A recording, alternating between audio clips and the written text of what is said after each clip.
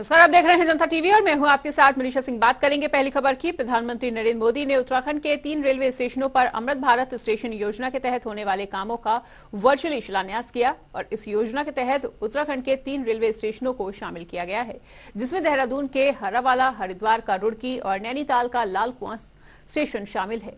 देहरादून के हरावाला railway station पर बड़े कार्यक्रम का आयोजन किया गया, जिसमें सेवानिवृत्त लेफ्टिनेंट जनरल गुरमीत सिंह और मुख्यमंत्री पुष्कर सिंह धामी मौजूद रहे। इस दौरान मुख्यमंत्री पुष्कर सिंह धामी ने जनता को संबोधित करते हुए कहा कि प्रधानमंत्री नरेंद्र मोदी के कालखंड में रेलवे की दिशा में अभूतपूर्व कार्य हुए हैं और उत्तराखंड में ऋषिकेश कर्णप्रयाग रेल लाइन एक ऐतिहासिक कार्य है।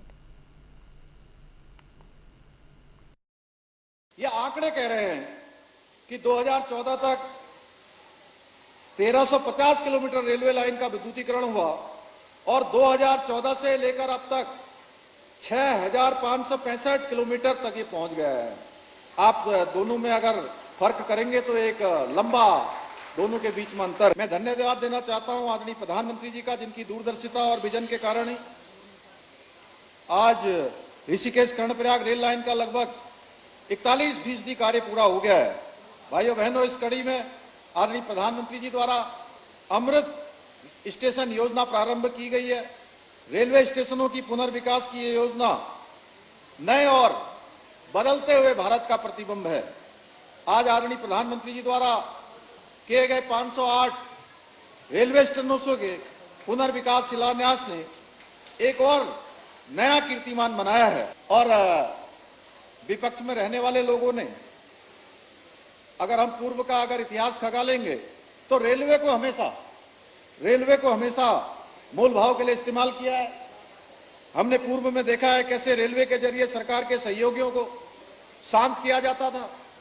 भली भांति हम जानते हैं रेलवे को राजनीति का अखाड़ा बनाया जाता था।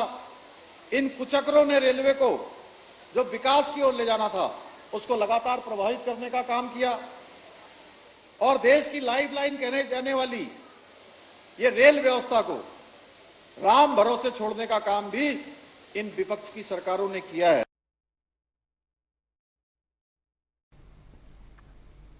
अमृत भारत योजना के तहत लाल कुआं रेलवे स्टेशन का पुनर्निर्माण होना है, जिसके तहत वीडियो कॉन्फ्रेंसिंग के जरिए प्रधानमंत्री नरेंद्र मोदी ने इसका शिलान्यास किया। इस दौरान केंद्रीय रक्षा राज्य मंत्री अजय भट्ट, स्थानीय विधायक मोहन बिष्ट समेत जिले के विधायक और नेता मौजूद रहे और 24 करोड़ की लागत से लाल कुआं रेलवे स्टेशन के विस्तारीकरण कार्य के साथ ही इसे अत्याधुनिक सुविधाओं से लैस किया जाएगा। साथ ही राज्य मंत्री अजय भट्ट ने बताया कि आज का दिन रेलवे के लिए काफी ज्यादा ऐतिहासिक दिन है। आज फिर से माननीय प्रधानमंत्री जी के नेतृत्व में एक नया इतिहास और रच दिया गया है। 508 रेलवे स्टेशंस का बिल्कुल कायाकल्प हो जाएगा। जैसा कि सब जानते हैं, पहले से हमारे लिए एक सपना होता था कि दुनिया के अन्य देशों के रेलवे स्टेशन चमचमाते हुए हैं। हमारे वहाँ मध्यम वर्ग, गरीब लोग आते जाते रहते हैं, कोई सुविधाएं नहीं थी। जो माननीय हमारे देश के यशस्वी प्रधानमंत्री माननीय मोदी जी द्वारा जो अमृत भारत स्टेशन योजना चलाई गई है, उसके अंतर्गत आज अपने लाल कुआं रेलवे स्टेशन में भी लगभग 24 करोड़ रुपए की लागत से इस स्टेशन का सौंदर्यीकरण होना है, इसका सुधारीकरण होना है, इसका उच्चीकरण हो रहा है। प्रधानमंत्री मोदी के नेतृत्व में 14 अगस्त को होने वाले विभाजन विभीषिका दिवस के कार्यक्रमों को प्रदेश में क्रियान्वयन करने के लिए 3 सदस्यीय प्रदेश समिति का गठन किया गया है और प्रदेश मीडिया प्रभारी मनवीर सिंह चौहान ने जानकारी देते हुए बताया कि प्रदेश अध्यक्ष महेंद्र भट्ट के निर्देशों पर इनका गठन किया गया है। मनवीर सिंह चौहान ने आगे कहा कि प्रधानमंत्री नरेंद्र मोदी ने उन सभी लोगों को श्रद्धांजलि देते हुए सभी लोगों को याद किया जिन्होंने विभाजन के दौरान अपनी जान गंवाई थी। आदरणीय प्रधानमंत्री नरेंद्र भाई मोदी जी के नेतृत्व में जब से केंद्र में भारतीय जनता पार्टी की सरकार आई है और जब हमारे दुर्भाग्यपूर्ण हमारे देश का जब बंटवारा हुआ, उस बंटवारे के बाद बंटवारे की दंश जिन लोगों ने झेला, जो हजारों लाखों लोग उस बंटवारे के दौरान मारे गए, उनको श्रद्धांजलि देने के लिए भारतीय जनता पार्टी पूरे देश भर में विभाजन विभीषिका स्मृति दिवस के रूप में इसको व्यापक रूप से मनाने जा रही है। इसके तहत हमारे प्रदेश में 3 सदस्यीय एक टीम बनाई गई है अपने प्रदेश महामंत्री राजेंद्र बिष्ट जी के नेतृत्व में, संयोजकत्व में, और इसी प्रकार से जिले और मंडल स्तर पर भी 3 सदस्य समिति का गठन किया जाएगा। आजादी की एक लंबी लड़ाई लड़ी स्वतंत्रता संग्राम सेनानियों, देश के लोगों ने, और जिन लोगों ने आजादी की लड़ाई लड़ी वो उस दौर के दर्द को जानते हैं कि अंग्रेजों ने किस तरीके से हम लोगों पर अत्याचार किए, और अंग्रेज जाते जाते देश को विभाजन का दर्द दे गए, हम उसको नहीं भूल सकते हैं। लेकिन आजादी बड़ी कुर्बानियों के बाद, बड़े आंदोलनों के बाद, बड़े संघर्ष के बाद मिली है। उस आजादी को बनाए रखना हम सबका कर्तव्य है, और उस लक्ष्य की प्राप्ति देश की प्रगति से ही संभव है, और देश की प्रगति तभी संभव है जब हम आपसी एकता के साथ, बंधुत्व के साथ मिलजुल करके देश को आगे बढ़ाएं। सभी लोग इसमें निश्चित तौर पर अपना अलग अलग दृष्टिकोण से योगदान दे रहे हैं। उत्तराखंड के बीज घोटाले से संबंधित एक जरूरी फाइल गायब हो गई है, जिससे शासन और प्रशासन में हड़कंप मचा हुआ है। ऐसे में कांग्रेस भाजपा सरकार को घेरने में कोई कसर नहीं छोड़ रही, और फाइल गायब होने पर पूर्व मुख्यमंत्री हरीश रावत ने चिंता जताई है। साथ ही उन्होंने कहा है कि फाइल का खो जाना एक बहुत बड़ी लापरवाही है। उन्होंने ये भी कहा कि फाइल का मतलब सरकार होता है, और फाइल का खो जाना मतलब सरकार का खो जाना है। उन्होंने भाजपा पर निशाना साधते हुए कहा कि वर्तमान सरकार के शासनकाल में फाइलों का गुम होना निरंतर जारी है, और इनके राज में ही ये सब होता है। हाँ, ये बहुत चिंता का विषय है। ये तो फाइल मतलब सरकार, एक फाइल गायब होने का मतलब सरकार गायब हो गई। तो ये इनके राज में क्या हो रहा है, और भाजपा के लोग जो हैं, कहीं लैंड रिकॉर्ड गायब हो जा रहा है, कहीं फाइल गायब हो जा रही है, कहीं कुछ गायब हो जा रहा है।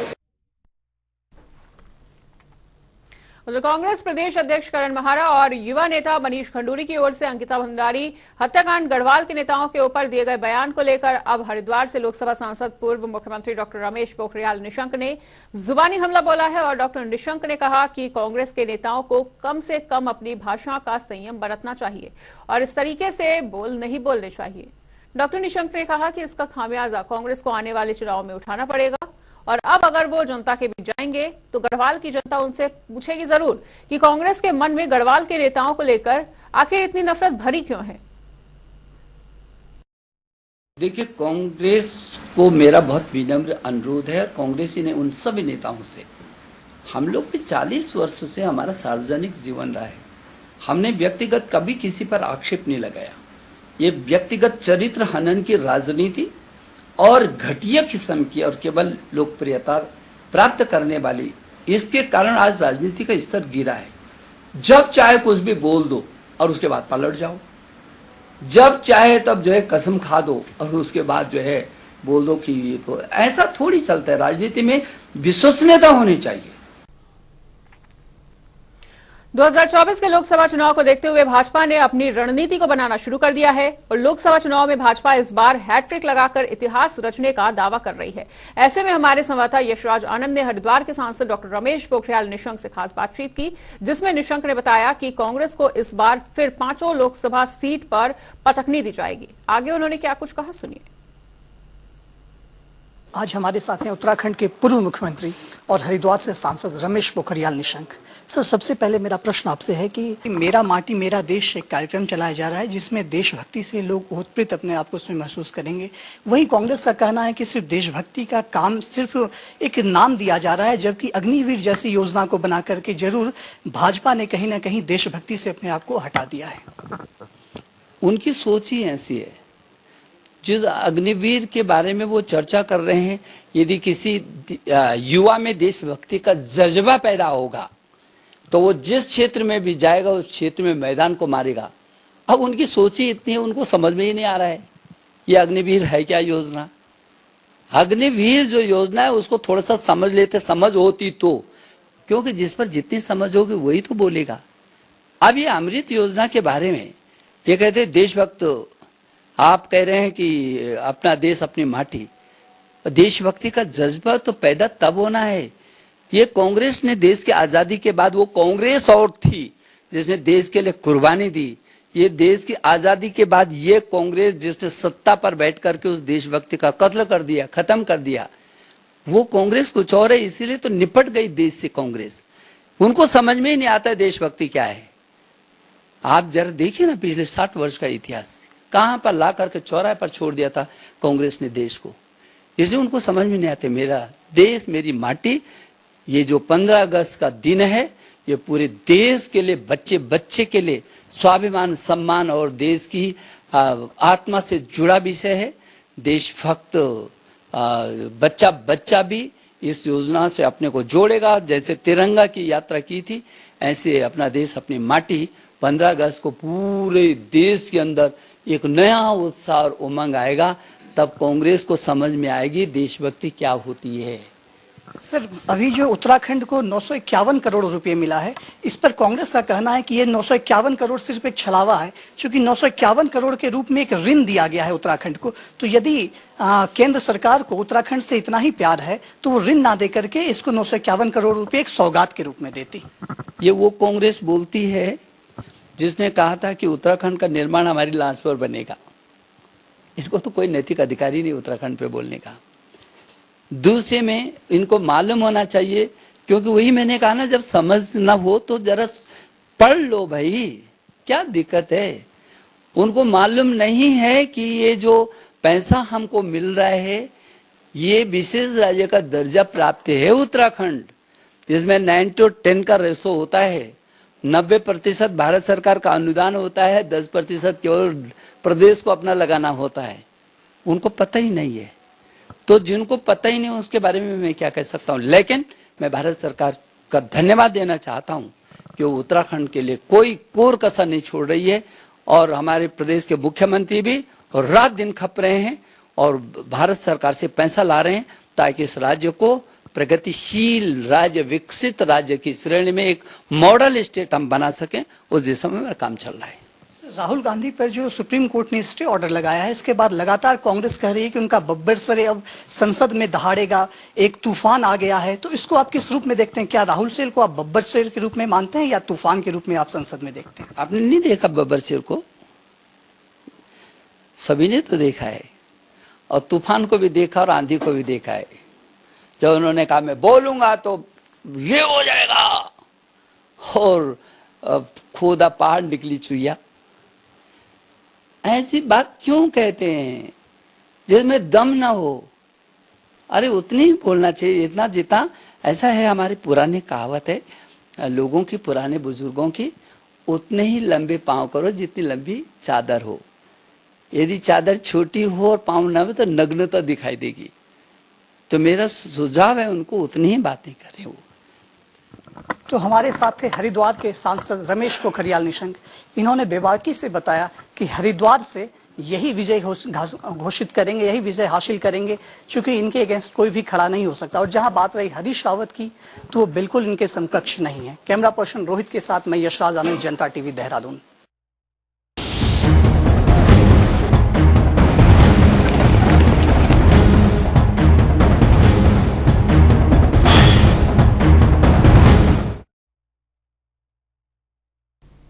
उधर उत्तराखंड में बारिश का कहर लगातार देखने को मिल रहा है और मौसम की मार ने यहां के लोगों के जीवन पर काफी ज्यादा असर डाला है। जनजीवन पूरी तरह से अस्त व्यस्त नजर आ रहा है। कई स्थानों पर बारिश के कारण हादसों की खबर सामने आती है। तो वहीं रुद्रप्रयाग के गौरीकुंड में भीषण हादसा भी हुआ। लैंडस्लाइड की चपेट में अब तक 20 लोगों के आने की सूचना मिल रही है और हादसे के बाद बचाव और राहत कार्य भी जारी है। वहीं गौरीकुंड हादसे के बाद सचिव आपदा प्रबंधन ने निर्देश जारी किए हैं कि चारधाम यात्रा मार्ग और संवेदनशील क्षेत्रों का सर्वे किया जाएगा। जितने भी लोग बाहर से आकर रह रहे हैं उन सभी लोगों का सत्यापन भी होगा।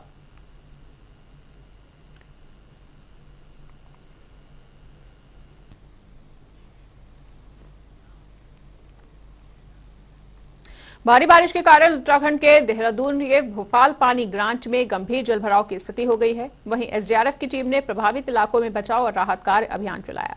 आईएमडी के अनुसार जिले में भारी बारिश की उम्मीद की जा रही है और आपको बताना चाहेंगे कि 8 अगस्त तक 1 या 2 दौर की बारिश या फिर गरज के साथ छींटे पड़ने की संभावना बनी हुई है।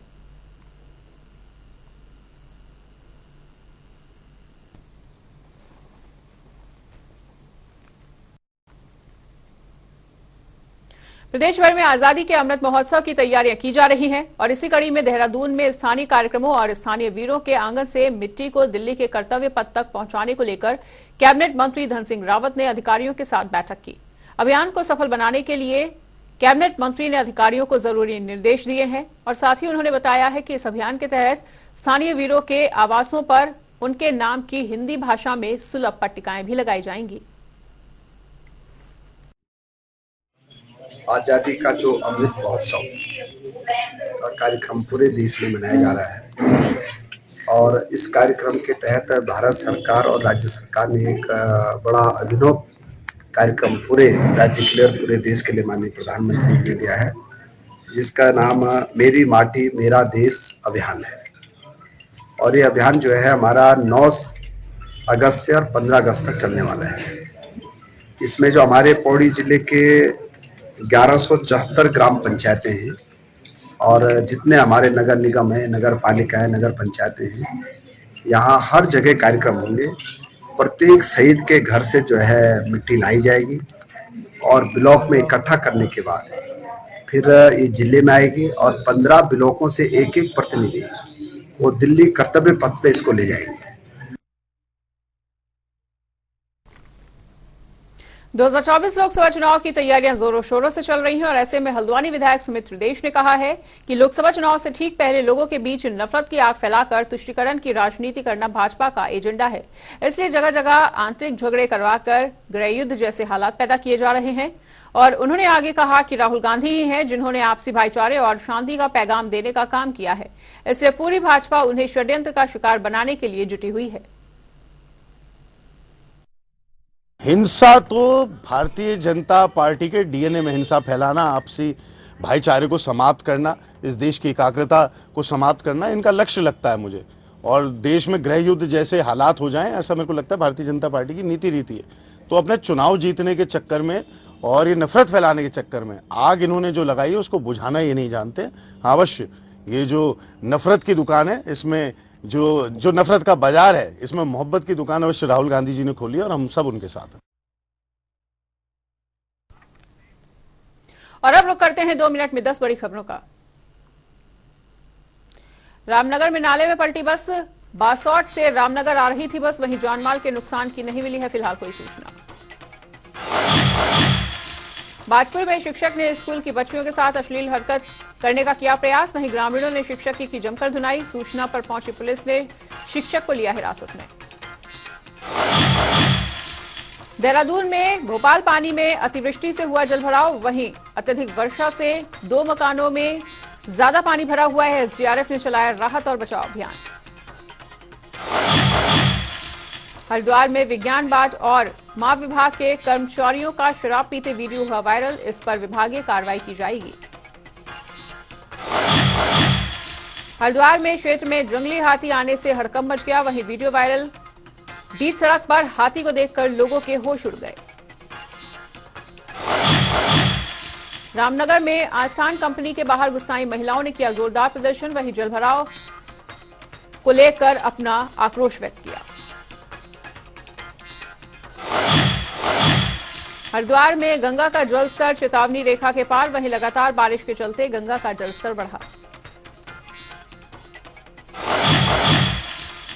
रुद्रपुर में पुलिस को मिली बड़ी सफलता, वहीं पुलिस ने चोरी की 10 बाइकों के साथ 3 लोगों को लिया हिरासत में।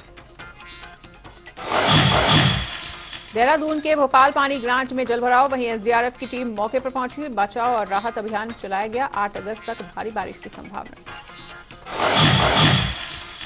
टिहरी में देर रात फटा बादल, वहीं बादल फटने से 2 बच्चों की मौत। घर के अंदर सो रहे थे दोनों बच्चे, वहीं हादसे के बाद परिवार में कोहराम।